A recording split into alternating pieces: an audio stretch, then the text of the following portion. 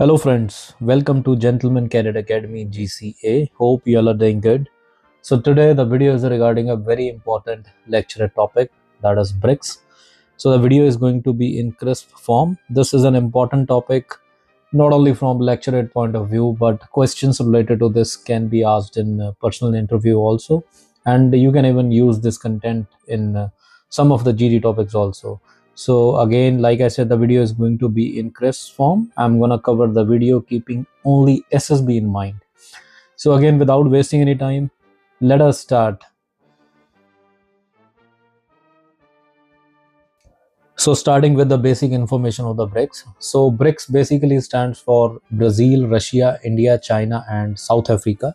And these are collectively referred to as an emerging group of major economies. So basically the group was initially known as BRIC. South Africa was not there. But then in 2010s, when South Africa joined, so it added S to the BRIC, which becomes BRICS. And BRICS is often associated with economic cooperation, political collaboration, and efforts to reshape global governance to better reflect the interest of the developing nations. So this year, BRICS, they have expanded their organization and they included 5 new members, which are Saudi Arabia, UAE, Egypt, Iran, and Ethiopia. And BRICS is also seen as a counterbalance to the Western-led institutions like G7, IMF, and the World Bank. And so basically this group advocates for reforms to better represent emerging economies and also challenge the dominance of developed nations. So BRICS pushes for more equitable global system by promoting multipolarity, reshaping financial structures, and giving greater voice to developing countries in global decision making. And talking about the origin of the BRICS, so the term BRIC was first introduced by Jim O'Neill, a Goldman Sachs economist, in 2001 to describe the economic potential of these 4 countries, that is Brazil, Russia, India, and China. And he predicted that these 4 countries would drive a global economic growth over the coming decades, potentially overtaking established economies such as the United States and the European Union in terms of GDP by year 2050. Then talking about the economic power of BRICS, so BRICS as an institution contribute around 42% of the world's population, that is close to 3.2 billion people, then 25% of the global GDP, 18% of the world trade. And this group has not only grown in size but also in influence. And these countries have shown significant economic resilience even during the global downturns. And they also possesses vast untapped potential due to their demographic advantages, such as young and growing population, especially in case of India and Brazil. And now talking about the potential of countries in short. So Brazil, which is basically a Latin American largest economy, and it is also a global agriculture powerhouse. Its vast natural resources such as iron ore, oil, and timber, as well as its strong agriculture sector, position it as a vital partner in the international market. Then talking about Russia, which is one of the world's largest exporter of natural gas, oil, and minerals, and energy exports make up significant portion of their GDP, providing the country with a significant geopolitical influence. Then talking about India, with its 1.4 billion people, is projected to become the most populous country in the world by 2030, and it is also the third largest economy in BRICS, which is driven by a diverse industrial base, rapid expanding service sectors like IT, and young and educated workforce. Now talking about China, which is the most significant BRICS economy and is the second largest economy in the world behind only the United States, and it has maintained rapid economic growth for decades, transforming themselves into the world's factory. Then talking about South Africa, although it may be the smallest economy in BRICS, but it holds a key strategic position as the largest economy in Africa and a primary entry point to the continent.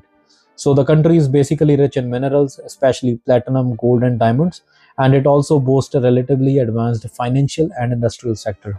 Now talking about the political and the strategic cooperation, so BRICS countries, they have worked together to challenge the existing global order, which is dominated by Western powers, particularly the institutions like IMF and the World Bank. And the group has consistently argued that these institutions formed in aftermath of World War II no longer reflect the realities of multipolar world, where emerging markets play an increasingly important role. And the members advocate for a reformed global governance structure that gives greater representation to developing and emerging economies. Now, talking about some of the key BRICS initiative. So the very first is the New Development Bank (NDB), which was basically established in 2014 with an initial authorized capital of $100 billion, and the bank's aims to finance infrastructure and sustainable development projects in BRICS and other developing countries. So basically, the goal of the NDB is to provide an alternate to the World Bank and IMF, offering less stringent loan conditions and also placing a greater emphasis on the needs of developing nations. Then, talking about the second initiative of BRICS, which is the CRA Contingent Reserve Arrangement, so which is basically another financial mechanism created by BRICS, which is designed to provide a safety net for the member countries facing balance of payment crisis or currency fluctuations. Then, talking about the third initiative, that is the BRICS Plus. So in recent years, BRICS has expanded its reach through the BRICS Plus initiative, which seeks to bring other emerging markets and developing countries into dialogue with the group. And this initiative also reflects BRICS' desire to represent not just the interest of its member, but also the wider global South, fostering cooperation among nations that share similar development goals and challenges. Now, moving to the next portion of the videos, that is the challenges facing BRICS. So there are a number of challenges. So the very first is the internal divisions. BRICS countries, they have diverse political system and sometimes conflicting foreign policy objectives. For example, tensions between India and China over border disputes have occasionally complicated collaboration within the group. Then the second challenge is the economic slowdowns. Several BRICS nations, notably Brazil and South Africa, they have experienced a slow economic growth or recessions in the recent years, and this has raised questions about whether BRICS will continue to live up to its early promise as a driver of global growth. Then the third major challenge is the geopolitical tensions. So Russia's strained relation with Western countries, especially following the invasion of Ukraine, have led to the sanction that complicates Russia's economic interactions with the rest of the BRICS, and the political fallout from these events impacts the cohesion of the group. Then the fourth challenge is the global competition. So other emerging economies, particularly in Southeast Asia and Africa, they are growing rapidly, and some have questioned whether BRICS can continue to represent the full spectrum of developing countries. So moving to the next part, that is the future of the BRICS. So talking about the future of the BRICS, so it basically lies in its ability to adapt to the evolving global landscape. As the world transitions toward green energy, digital economies, and sustainable development, BRICS members are positioning themselves to be at the forefront of these transformations, and the group is increasingly focusing on innovation, technology transfer, and infrastructure development. Then, talking about the BRICS desire to expand its membership or strengthen ties with other emerging powers through BRICS Plus initiative could boost its global influence.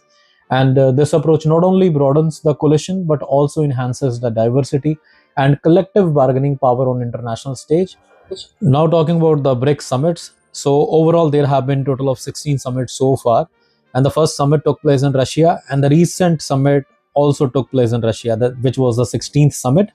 Now let us talk about the major takeaways from the latest summit in Russia. So talking about the latest summit in Russia, which held from October 22 to October 24, marked a significant moment for the coalition, as it was the first summit after the expansion of membership to include 5 new countries, which are Saudi Arabia, Egypt, UAE, Iran, and Ethiopia. And this expansion also doubled the number of BRICS members from 5 to 10. Then the major takeaway was the focus on integration and reform. So a major agenda item was how to integrate the new members into BRICS framework effectively. There were discussions about reforming global economic and political governance, indicating a push for a more inclusive decision-making process within the BRICS. Then the second talk was about the BRICS payment system. Leaders, they prioritized establishing a BRICS payment system to enhance trade and financial cooperation among member states.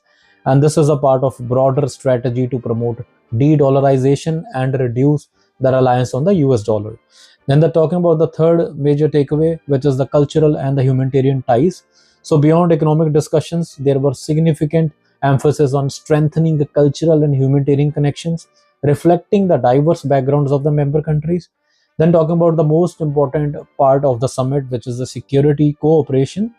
So the summit basically addressed security issues with a focus on political stability and collectively security measures among BRIC nations, underscoring the geopolitical dimensions of the coalition. Then there were also talks on climate change and sustainable development. And finally, the talk was about the potential for future expansion. There were speculations about the introduction of BRICS partner countries, which could further lead to expansion in the future. And this also suggests a more flexible approach to the membership and collaboration, which allows for broader partnership without formalizing full membership. Now, ending the topic with the last portion, that is the conclusion. So, BRICS is more than just a collection of emerging economies. It also serves as a vital platform that seeks to redefine global governance and advocate for the interests of developing nations. And by challenging the dominance of Western dominated institutions, also by promoting economic cooperation among its members, and also creating alternative financial mechanisms. Then this organization not only emphasizes mutual support but also prioritizes equitable trade practices and the sharing of resources, and also addresses the disparities that have long affected developing countries. And through its initiative like the New Development Bank and the CRA, it aims to enhance financial stability and also to provide funding for the infrastructure projects that are critical to the growth and the development of its member nations. So finally, while internal and external challenges remain, such as different political agendas among members, pressures from established power, the future of BRICS is filled with potential, and it continues to represent the shifting dynamics of global power in an increasingly multipolar world. So friends, this is all about BRICS. I have tried to keep this video as short as possible. So my main focus was to keep the data relevant to SSB, and I hope this video will be beneficial for you. So do not ignore this topic. This is a very important, and I can say this is a very easy topic. So you can easily score good marks in Lecturette. And I hope this video will be beneficial for you. Until then, keep learning, keep preparing, keep watching. Best of luck for your upcoming SSB. Thank you.